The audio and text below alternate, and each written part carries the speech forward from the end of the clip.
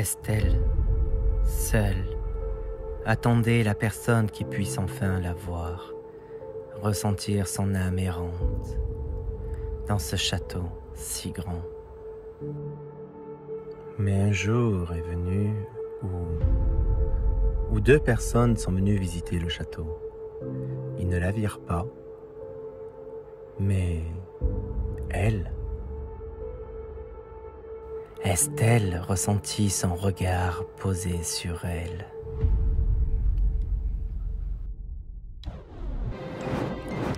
La femme qui faisait visiter le château parlait d'Estelle comme d'un monstre qui hante les lieux.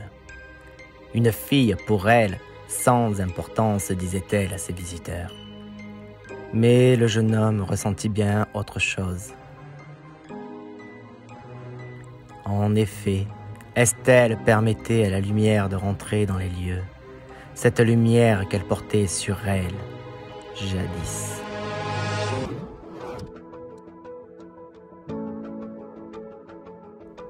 Dans cette lumière, elle dansait avec entrain, avec l'espoir d'être de nouveau vue par les yeux d'un être qui pourrait enfin parler avec elle et se sentir moins seule.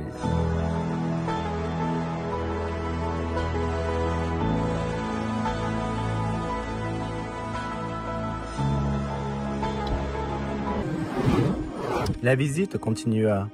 La dame du château expliqua que la fenêtre s'ouvrait régulièrement toute seule. Le jeune homme se sentit de plus en plus attiré par les lieux, pendant que son ami était ébahi par les dires de la maîtresse des lieux. Assis, Estelle tenta sa chance de lui montrer qu'elle était là, au jeune homme.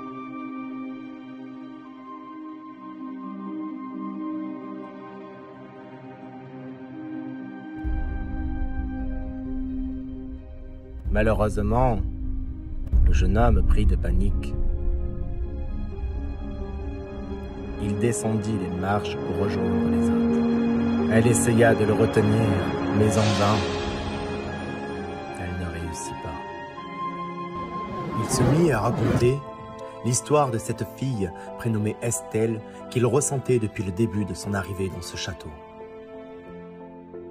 Estelle le regarda et comprit que rien n'était impossible dorénavant pour elle. Elle se mit devant le miroir et pour la première fois depuis 700 ans, elle se vit de nouveau. Les émotions pour elle étaient à son comble. Pour elle, enfin, une lueur d'espoir était là.